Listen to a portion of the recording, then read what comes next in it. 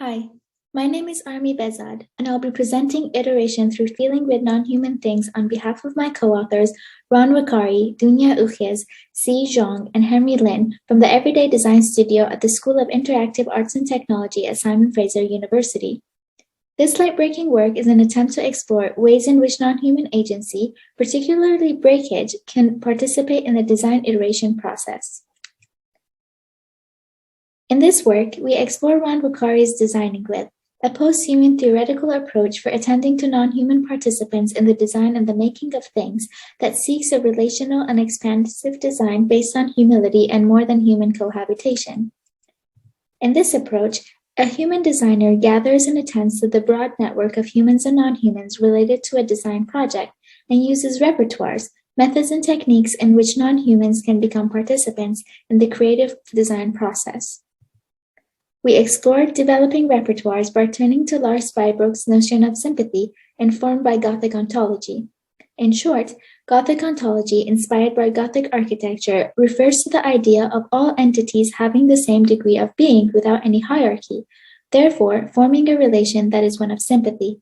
In philosophical terms, sympathy is a form of feeling knowing operating in the interior of things.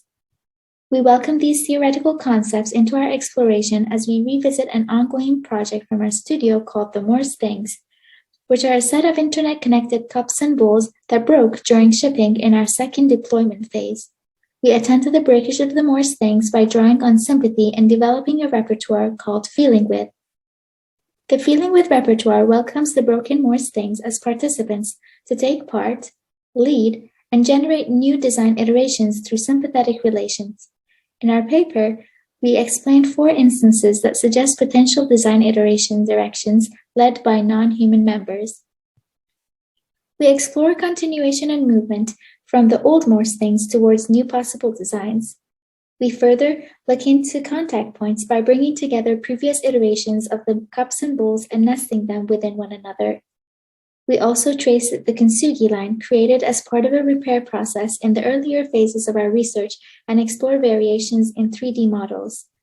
Lastly, through figure configuration, we explore new sympathies between broken pieces that lead to new arrangements and reconfigurations.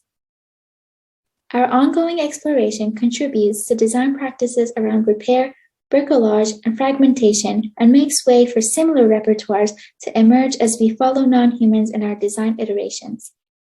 For a comprehensive description of our work, please refer to our short paper. Thank you.